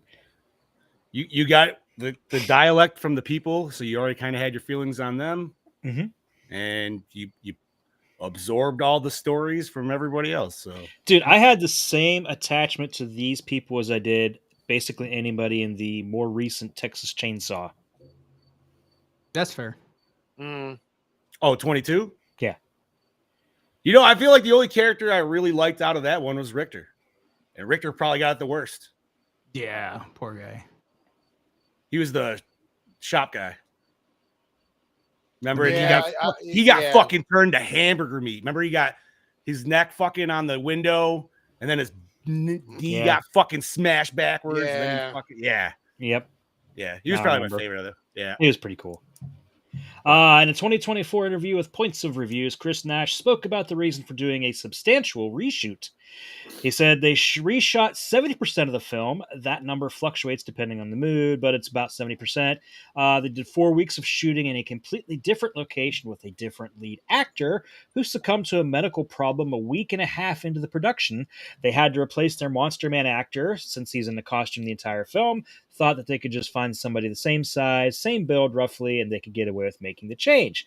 But there's so many important things about performance, how they carry themselves, the gait of their walk, the weight of their footfalls, all of that mattered so much. They only realized how much that mattered once they did a rough assembly of those first 4 weeks, could see the stark differences. They're almost imperceptible until you realize this is really the entire movie. It's just watching somebody walk and move and studying their behavior, but that was only one of the reasons they felt it was necessary to pick up production and start again completely. Another, perhaps more selfish reason was that they always envisioned this to be shot in northern Ontario using that wilderness.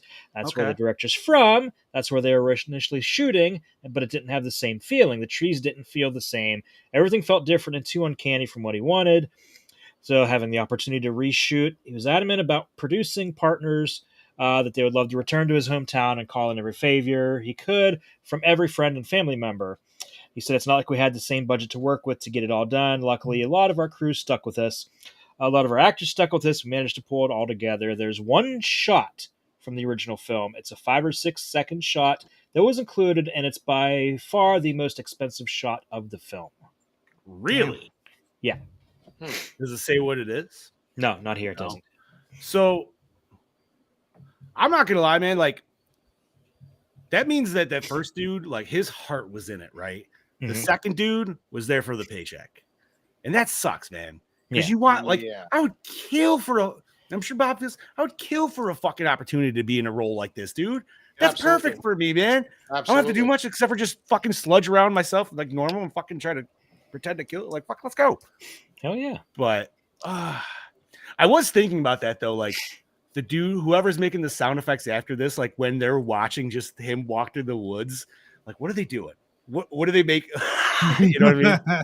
What are they squishing to make that? I've seen videos of people doing like effects for that shit. It's it's amazing what they really with. The shit they use is something you would never ever, like in a million years, think of. Like, oh yeah, I guess that does make grass sound.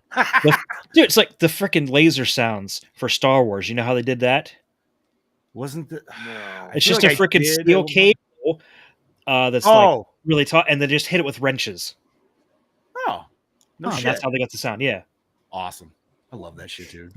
Director Chris Nash describes the film as a test of patience, adding that horror movies often reward that patience for the audience. I mean, yeah, but you didn't really reward us at the end there. You did not. Chris? You did not, buddy. Like, you know what though? Rest of it, 100%. Yeah. The kills were reward enough for me. I'm sad. Actually, I'm sorry. I'm jealous that Bobby got to see this in theaters, dude. I feel like this would have been a cool theater experience. Yeah, definitely. Oh, 100. This was the theater. You wonder what made it great when it was quiet on the film, quiet in the theater, and when the kills happened, it was like, oh, and then it went back to quiet. It was like it was perfect. The only thing that would piss me off is I would really have to plan out when to eat my M&Ms in this movie because I don't want to be that dude where I'm like during the fucking quiet scenes. You know what I mean? So. That's awesome. What else you got, Chad Daddy? Filming began in central Ontario, Canada, near the Kawartha Lakes area before moving to the Algoma district in Ontario in 2021. It was then released 3 years later in January of 2024. It hit a couple festivals in January, and then it got a wider release in May. Okay. Yeah. Solid. Fuck yeah, dude. Rye Barrett, who plays Johnny, revealed the monster's mask was designed by director Chris Nash. The mask had different versions, each with different visibility features. The main challenge lay in the fogging of the goggles and the visibility provided by the mask. When wearing the full headpiece, the mask would fog rapidly, causing it to block the vision, making it necessary to carefully time movements and remember steps to hit specific marks. An alternative with the front of the mask open seemed to be more manageable, but that presented another issue with the cinematographer Pierce Dirks following closely behind. If the monster turned his head too fast, you'd see the actor's nose sticking out. So Barrett would be have to steer his shoulders in a certain direction to give the cinematographer time to know where he was going to turn. How could they not just get some fucking fog-proof glass and fucking put them in there? Because that shit really doesn't work. Yeah, it does. No. Barely. You can get fog if you, I don't know, man. Dude, when we worked through COVID and all that shit, and we had to wear the masks and the glasses, and they gave us fog-proof glasses, still fogged up. See, when our company got the fog-proof glasses, they worked, and they were fucking awesome. And I was so sad when they went away because my fat ass still just fogs up the glasses normally, anyways, without a mask. So I'm like, no, I want those bitches back. It's possible, but obviously their budget was also like tight. So. True. Still, you think they could afford something like that? Or even better yet, just like, okay, make it where there's no glass. You know what I mean? Like do the front idea, but instead of just cut that part out, so you just don't have the glass there, but you still have the tubes going out. So if he does turn, you know what I mean? It's not an issue, but. About 15 gallons of fake blood were used during production. It included different blends for multiple viscous and thickness levels of it, depending on what was needed. The mixture consisted mainly of corn syrup and red velvet cake mix. Yeah. So it was sticky blood. I had just seen a TikTok that was talking about the different kinds of blood that we have in our body, and like if one of your veins is severed, it comes out this color. If this other vein's severed, it comes out this color. So I noticed that when they fucking chopped his head off, when they chopped Ranger Danger's head off, it was two different colors of blood. Was it? It was a stupid little it was a stupid little detail, which I don't know if they did it on purpose or not, but there was two different colors of blood coming out. And I'm like, holy shit, that's fucking cool. Because I literally had just read about that or seen the video about that like a day before or some shit. I feel like I would have to watch that scene again because I definitely did not notice that. I think I need to watch the video that you watched. So send that in the chat, please. I'll find it in my watch screen. Director Chris Nash revealed the original title of the film was Sleeping Animal. No. I like this way better. Yeah. Yeah, in a violent nature. I just don't want the second one to be called In a Violent Nature 2. Just give you like a different like subtitle or in a more violent nature. Ooh. In the violent. So the sequel is in a smaller in a less violent nature. In a prior violent. Previously on In a Violent Nature. Or previously on Dragon Ball Z. I don't know, man. You can make that first movie really sad. You could, dude. Especially like, and I like that. And you can make it so many, like 3 different types of movies, man. Because you could do the dad revenge section of it, and then he gets fucked, and then that's when you bring in the fucking horror section, and you finally bring Johnny back, like the last third. It's a new Dust to Dawn in the making. Andrea Pavlovic revealed that before filming, she wasn't really a horror slasher fan, but the movie made her appreciate the genre itself and the community that surrounds it. Nice. See, that's all it takes. It's always solid. Nash drew inspiration for the film's style from Gus Van Sant directed films Jerry, Elephant, and Last Days, which Nash characterizes as slower, more methodical, more deliberate, and follow characters through a scene. Nash cited the work of director Terrence Malick as an influence. It was also inspired by the Austrian horror film Angst. Angst, huh? Austrian horror film. That's something we've never really dipped into. Didn't know that it existed in Austria. Yeah, I was reading that Gus Van Sant, and all I could think of is him in fucking Jay and Silent Bob. Do you know that movie Angst? Is it an older movie by chance? Do you know? I got a 1983. I wonder if it's that. Could be. Yep, language is German. I would say yes. That could be. So Nash said they always wanted to treat the film almost like a nature documentary. It's lulling you into a sense that the danger isn't quite there. When you see tourists getting really close to bears, they're just like, oh no, look, it's not doing anything, it's fine. Then all of a sudden the bear just turns around and charges at you. You're way too defenseless, and you just have no idea that they're capable of such power and brutality. Nice. Well, they definitely did it, that's for sure. Mm-hmm. And the last bit I have in A Violent Nature had its world premiere on January 22nd, 2024 at the Sundance Film Festival. As part of the festival's midnight program, an outdoor promotional screening was held on New York City's Governor's Island on May 18th, 2024, with actors Rye Barrett, Andrea Pavlovic, and Lauren Marie Taylor in attendance. The film was theatrically released in the U.S. by IFC Films on May 31st, 2024. Then it was released digitally on June 28th. And was released on the Shudder streaming service on September 13th to coincide with Friday the 13th. Nice. Hell yeah, dude. Honestly, man, like I know he's only got one, but this is a slasher character, dude. I want to see like kind of take a mainstay stage, man. I've never seen anybody cosplay as him either. I've seen one, and that's Tomcat. Yeah, I'll say my buddy Tomcat does it pretty good. Yeah, Tomcat does it. He does pretty solid. Is that the picture that he's in the water? Up? He just did. Yeah, he just did one like the other day. Yeah, that's one. Yeah, he's a big dude. He is. Fuck yeah, man. Anything else, Chad Daddy? That's it. Thank you kindly, brother. I appreciate it. It was a solid amount. All righty. Where do we watch this, boys? I actually had to watch it on Hulu. I didn't have time to put in my physical. Disney Plus. Yeah.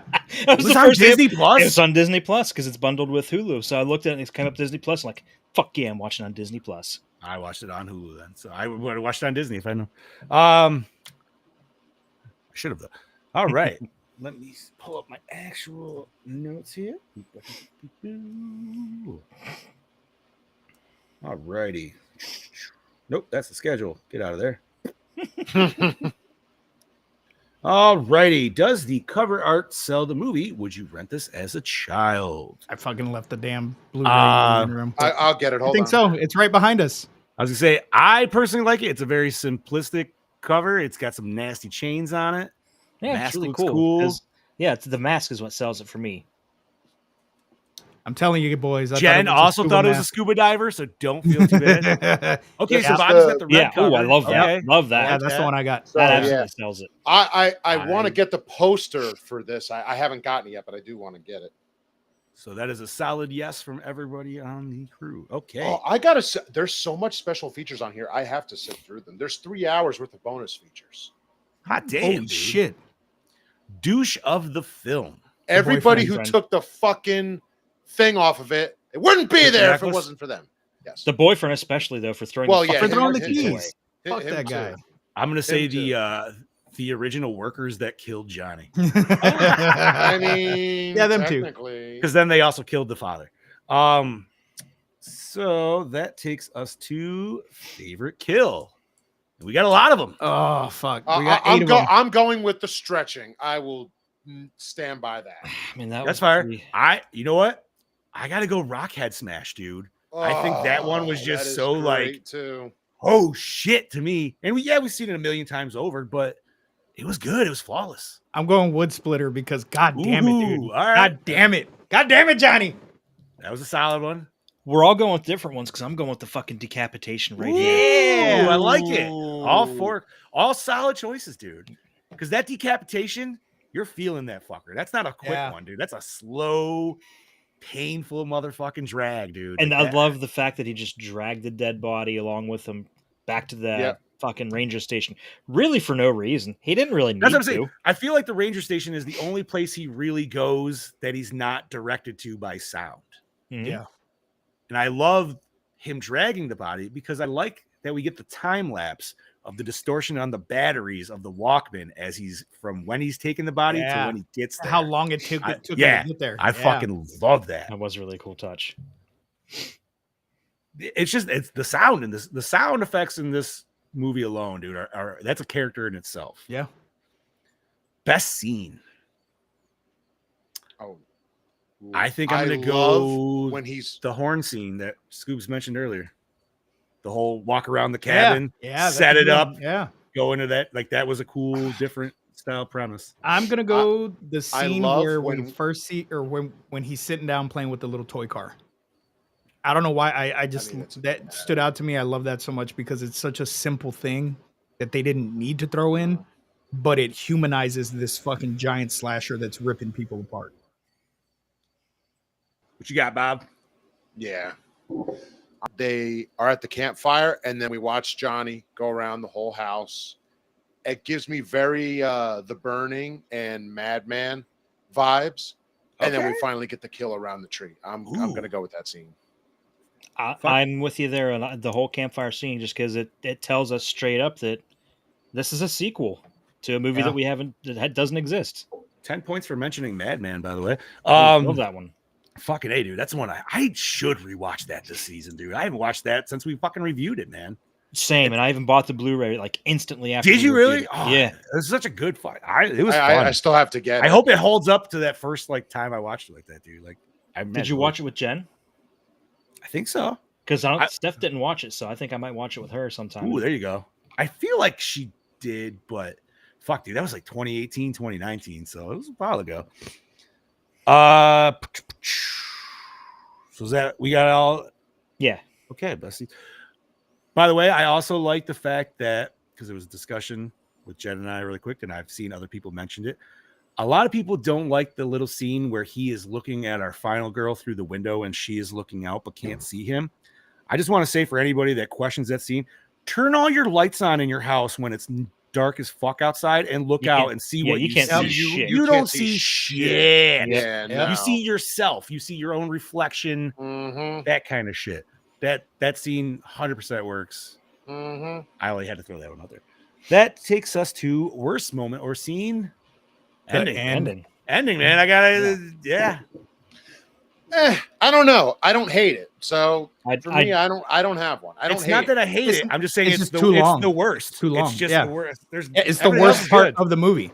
And there's like a solid minute where they're just driving and neither of them says anything. Which I mean is like an actual car ride. That is an actual weird car ride when you are with strangers. Or you're just driving somebody to work that you're just trying to help out or something. You're like, see, I was like the whole time waiting for it to happen. So I'm like, so for me, no, I was perfectly fine with the length of time, honestly. I'm not just saying that. So, but do you have a worse scene? No, I don't. Oh, okay. All right. Did the opening scene hook you in? Yeah.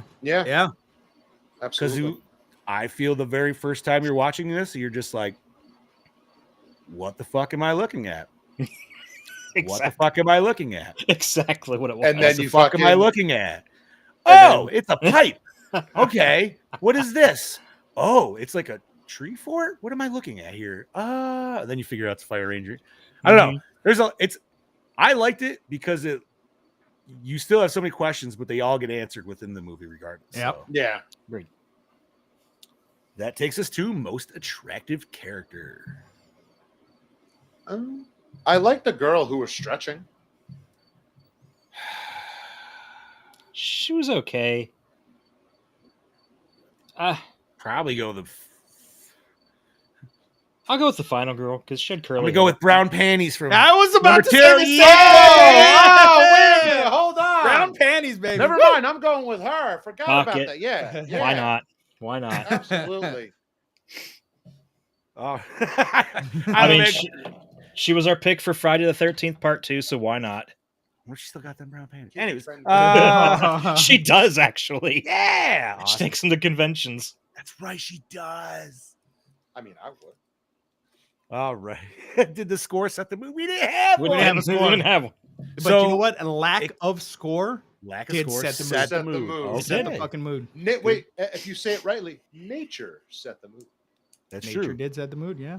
The score was crickets and birds, shrubbery, and birds. All right. Best song? I don't know. The only song I remember is that The headphone aside one. from that, aside from the shitty headphone one, was that weird song about Ontario over the end credits and black flies. No, I could have guess I swore there didn't was pay another. attention to that one then. There was another song. Look, I don't. Were they listening to one at the? No, because he heard the gunshots. So it was the gunshots that led him to the fire. I don't know, because Chuck was listening to the radio. I don't think there was any music playing in his house. I thought it was just talking about the shit of the town with the mayor and everything. And the lady at the end was just listening to classical music. what the Yeah. fuck? I look up the soundtrack and there's like fucking 20 songs on there. They didn't play. Yeah, 20 and I don't remember songs that in many this songs fucking being in movie. it. What? Yeah, I don't. That's either. a lie. That's a lie. Let's see. There is Lesson Learned by Jesse Lane, Endless Night by the Holy Motors, Tinfoil Hat, High, Loverboy, A Death in the Family, Bursting at the Seams, Sweet for Cello number 6, and the Black Fly song. But I don't remember where any of these were. No, I don't. Well, the Black Fly song was on their end And the credits. sweet cello is obviously the classical music she was probably listening to. Okay, well then Weird. I'm going with Sweet Cello. All right. Sweet for Cello. That takes us to favorite character. I mean, Johnny, man. Johnny, I'm going with dude, Johnny, right? yeah. Johnny, Johnny. With the follow up, I liked the random ranger that showed up, even though he got fucked royally. But I did kind of enjoy his character a little bit. Although, for having dealt with the situation, I still felt like that dude handled it terribly. Oh, I wouldn't have got that close to do the gun switch.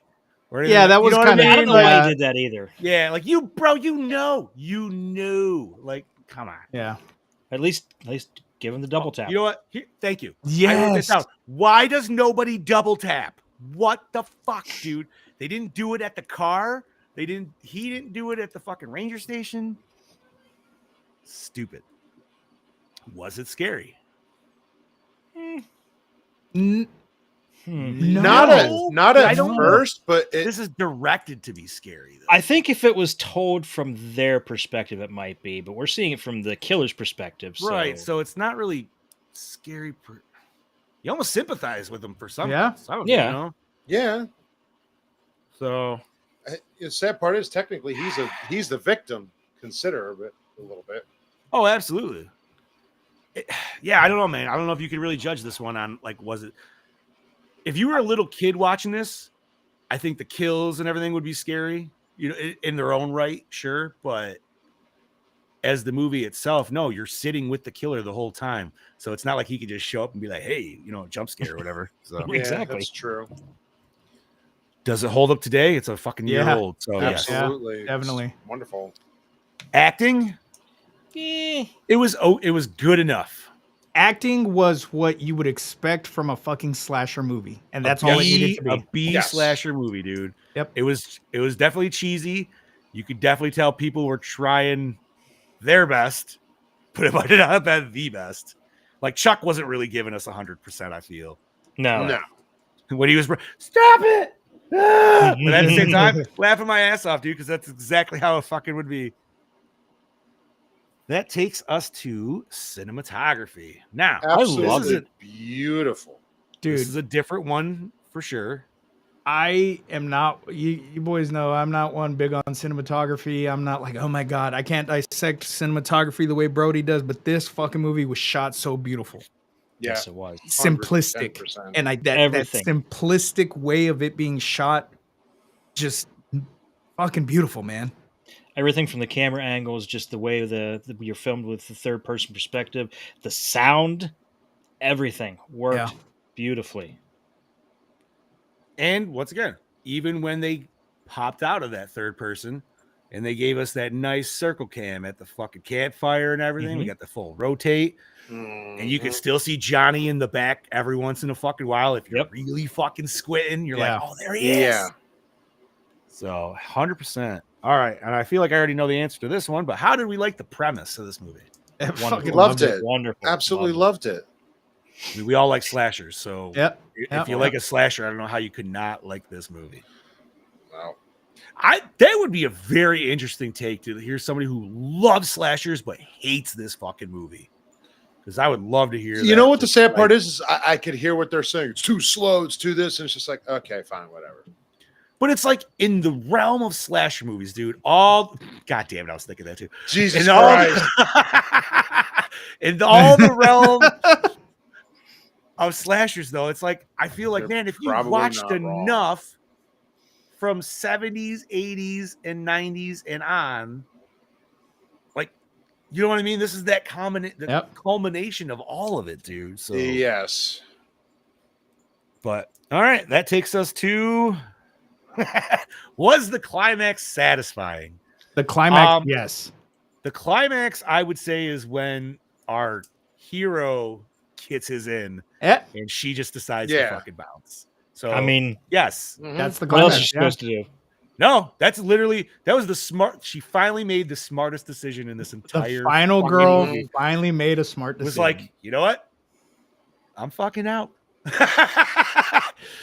I mean, what was she gonna do? There was absolutely nothing she could do. If you are Homer, those are the bushes, and you fucking are out. You fade out. Yep. You fade the fuck out. Exactly.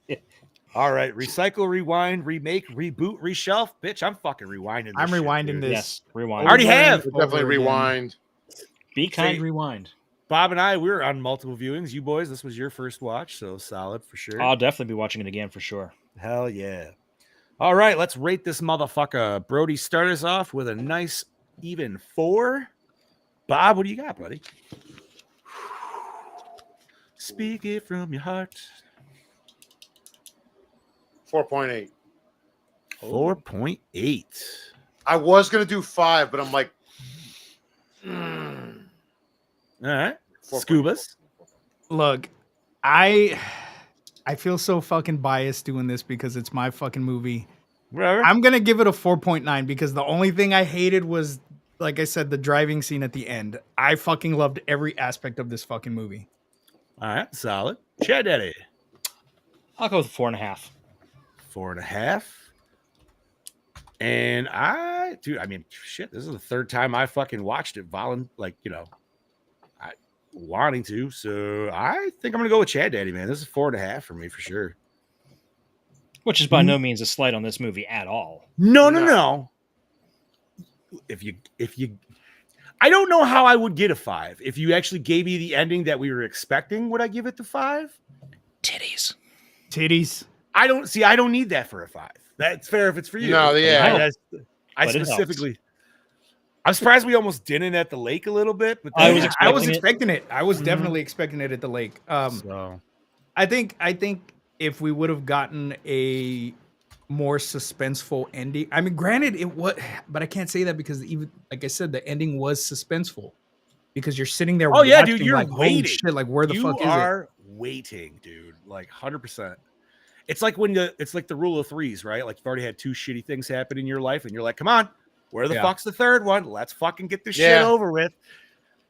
So for today on October 6th, 2025, we have a score of 4.5 for In a Violent Nature. Okay. Very respectable. So congrats to that, Scoobs. That's a good one for Thank you. Thank you. Which takes us to Chad Daddy. What are we who's and what are we covering next week? Next week is our second part of the Lord Scuba Cabra double feature with oh shit, we're doubling. It's a double feature from the Scuba Cabra. Abraham Lincoln Vampire Hunter. The most accurate, historically accurate movie ever. And don't let never anybody seen it. Otherwise. Besides never Pride, seen Prejudice, and Zombies. yes. Besides Pride, Prejudice, and Zombies. I have never seen it, so this is the first time. Never for me. seen it. I have not seen it. I have not seen it in probably since it came out. I did watch this one in theaters. I have not seen it in years, and the only reason I added it to the list is because it's such a goofy concept of a movie. But I love it. I remember loving it. So, I mean, this has been on my radar for years. It's one of those movies I've always wanted to watch. Yeah. But then I just get this whole backlog of other movies, and it just keeps getting pushed back and pushed. I had back. the fucking book before the movie came out. Fuck bros. yeah. I don't even fucking read. I think I have it saw too. I saw this shit and I was like, I Excuse don't the have fuck the book out of at me. all. What is that? I need that right now, dude. That was like a day one. I know I have purchase. Pride and Prejudice and Zombies. I think I have also that have too. that too. Brody, it's not a movie that you go in First of all, taking seriously. It's What- Abraham Lincoln hunting vampires. Listen, this is a. We know turning Abraham point. Lincoln This did it. We know this. Is Oh, pop 2 to 3 bags of popcorn. Get yourself nice and lit, and just sit down and turn your fucking brain off, bro. Yep. Like this is Yep. that kind of fucking movie. God, the bridge scene is fucking awful, but everything else is so good. I'm excited. I haven't watched this movie in a fucking few years. Yeah, So. it's been a while, man. All right, so Abraham Lincoln Vampire Hunter next week. Another Scuba. How did that work out? Was that just because of rotational, like moving movies around a little bit? Yeah, because I swapped out a couple movies and moved Into Violent Nature back to make room for Leprechaun. Ooh, okay, I got you. Because I think I had this week scheduled for Tales from the Dark Side. Ooh. And I dropped that off completely. Yes. I have yet to watch that, dude. Same. I've never seen been it. a hot I've seen minute bits since and I've watched pieces, it. but never seen the whole thing. Let's see. Abraham Lincoln Vampire Hunter can be found on, looks like nowhere for free, but everywhere for rent. So fair enough. You got to sail the seas, do what you got to do. All righty. Anything nerdy to discuss, boys? I'm looking now. Not too much. I don't got nothing. I got nothing, dude. I was at haunted house all weekend. I was not on the internet at all. I do have just one small thing, and it's not even horror related, but it's we're all family guys, we're dads, except for Bob, but Bob still has a bigger extended family. I'll say he's an uncle. He's there, and us being one of our favorite actors of all time is probably got to be John Candy. 100%. Oh yes, the documentary comes out Friday on Prime. Oh, yeah. Really, I guess I'll cry on Friday. Whatever, dude. I was sitting there thinking today, I'm like, because what reminded me was we were watching. I just had it on Pluto TV, and Coming to America was on, and then right after that ended, Planes, Trains, and Automobiles came on. I'm like, shit, when's that documentary come out? I'm like, oh fuck, it drops Friday, and then I'm like, bro, the trailer already made me tear up. Yeah, I'm gonna. I was like, oh, I am gonna tear up. I bawled my eyes out in the Christopher Reeves one. No, I don't know what everybody's plans are, but there is a setting on Prime that you can set up watch parties. Oh, that's cool. You know, did everybody remember that shit on Xbox back in the day with Netflix? Yeah, fuck yeah. I fucking missed that option. Yeah, so that shit much, was dude. great. Yeah. If we were to do it, I would have to do it Saturday. I got to work my haunt Friday. That means no gaming on Friday, Bob. There's gaming on Saturday, bitches. What not for nothing. What haunt you working on? You should give it a shout out, man. So I work at I technically work at 2. Okay. I work at the first haunt I work at is Schaefer's Farm of Horrors, which I will be doing at the end of the month. Up in Flemington, New Jersey. The other haunt I work at is called Ravenscroft Manor. It's part of another haunt called Pantophobia, which is in Mahwah, New Jersey. So this Friday, so the next 3 Fridays, I work at Ravenscroft, and then I'm going to be doing a Saturday and a couple Sundays up at Schaefer's. So that's what I got going on. But that still means I can game Saturday. This coming Saturday, boys. So I will be on. I'll be on at some point. We have a wedding to go to on Saturday, so I'm not sure what time we'll be getting back. But what time is the wedding at? I mean, that's Hellbent. That's Helldivers. The wedding's like an hour away, and I think it's at 3:00. Oh, you'll be back.